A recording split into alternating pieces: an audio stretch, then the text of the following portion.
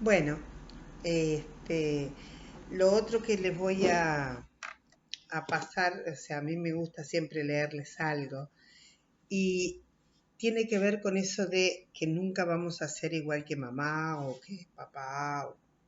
En este caso es nunca voy a ser como mi madre. Decreto que te lleva exactamente a tener que repetir esa historia. El cerebro tiene neuronas espejo que almacenan sentimientos de familiares. Nuestra depresión puede no ser nuestra, sino de nuestra madre. El inconsciente nos lleva a repetir patrones justamente para que podamos ser conscientes de ellos y poder cambiar, para que no se siga transmitiendo la información. A modo de ejemplo, criticamos si nuestra madre era criticona y juzgamos si era soberbia y tendía a hacer juicios. Somos tacaños si ella lo era. Gritamos o reaccionamos ante los demás del mismo modo en que observamos que lo hacían nuestros padres. Pero cuando aprendas a observar con compasión a tus padres, porque comprendes que también se cargan con información de sus padres, logras sanarte y sanar tu descendencia. Porque entiende que detrás de la historia que te cuenta tu mente, o sea, nuestro ego, hay otras historias que desconocen y más allá de aferrarte a tus juicios que solo te enferman. Bueno, les voy a explicar un poquito, a ver, porque acá hay mucho. O sea, cuando nosotros trabajamos con nuestras mamás, el trabajo es como muy arduo.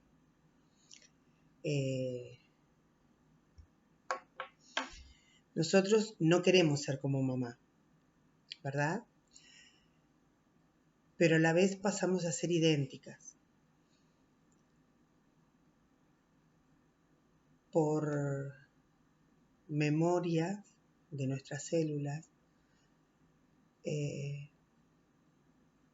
por imitación, porque, bueno, de repente hay un montón de situaciones que ella hacía que nosotros la detestábamos cuando éramos niños y sin embargo las repetimos con nuestros hijos.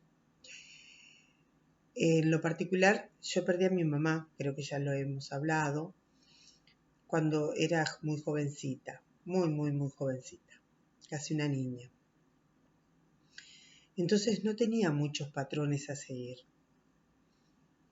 Pero sí recuerdo que cuando tuve mis hijos, cuando los iba a rezongar por algo que me habían hecho, algo que me había molestado, algo que no estaba siendo del todo bien o que no estaba sintiéndome yo que estaba bien lo que estaba haciendo, lo primero que hacía era decir, ¿y yo a esa edad qué hacía?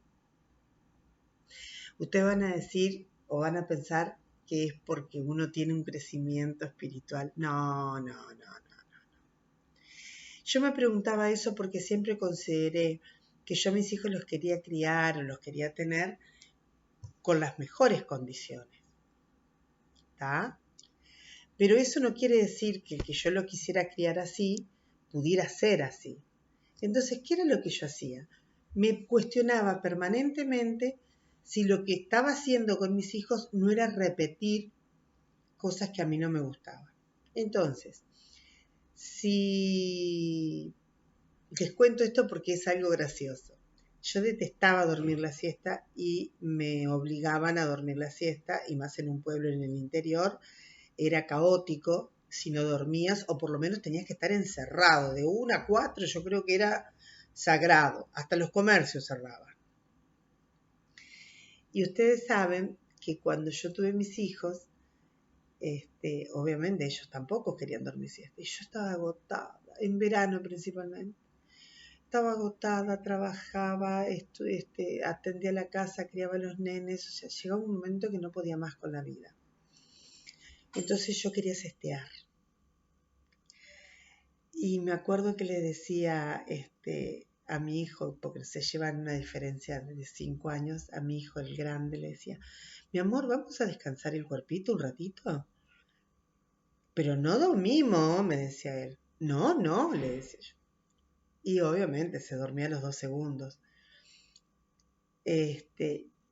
Y con mi hija también se daba de que no quería dormir la siesta. Y yo le decía, bueno, pero entonces leemos cuentos. Y ella leía, se hacía la que leía porque era chiquitita, todavía no sabía ni leer. Y con el tiempo después se acostumbraron a que se quedaban quietos, leían, miraban tele, y nunca tuve mayores situaciones a resolver con ellos. Pero eso siempre me quedó presente, que yo a mi hijo le decía, vamos a descansar el cuerpito. Y él me decía, ¿dormir? No. Yo le decía, no. Y nos pegábamos una siesta impresionante. Pero ¿qué pasa? Así como eso, cuando ellos tiraban la pelota para la casa del vecino, los vecinos siempre nos rezongaban a nosotros. Entonces, cuando caían las pelotas en mi casa, yo se las entregaba y se las devolvía sin decirles nada. Y todos los niños, todos los chicos del barrio me decían gracias, gracias. Y decían, qué buena que es la madre de Federico, qué buena que es la madre de Bien. Pero por una sola situación. Yo había vivido y había aprendido que yo no quería ser como esa gente. Una vuelta, mi mamá gritaba todo el tiempo y mi papá también. Me dolía la garganta de gritarles a mis hijos. Entonces fui con mi abuela, que era una sabia, y le dije, abuela, le digo, no quiero gritarle más a mis hijos porque a veces me queda doliendo la garganta. Y no le grites, me dice, pero no sé cómo hacer. ¿No sabes no gritar? Bueno, claro, sí, pero cuando me enojo grito. No grites. Y la quedé mirando así, ella era chiquita, así, bajita, toda arrugadita, siempre la conocí arrugadita, porque siempre para mí fue viejita. Murió con 99 años y hace esto ya como 20.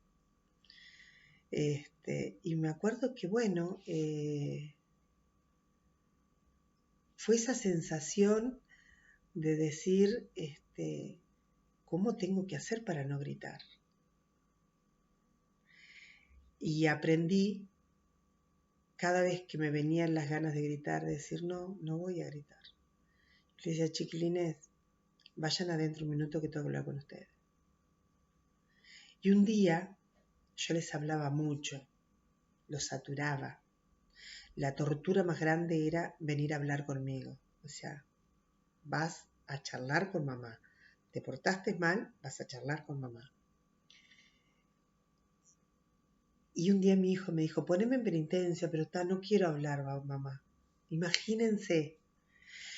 Mi mamá no, mi mamá siempre estábamos, yo no tengo recuerdo de no haber pasado una tarde sentada en un banco en la cocina de mi casa. O que no me dejaran salir a jugar a la calle. Todos los días que mi padre venía y decía, vayan a jugar.